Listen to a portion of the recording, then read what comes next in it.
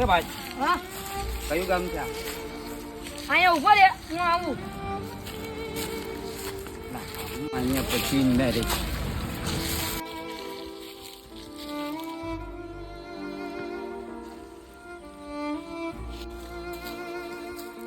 એ ભાઈ બોલો આ કયું ગામ છે? અહીંયા ઉભો રે હું આવું આ બધી ને શું થઈ ગયું?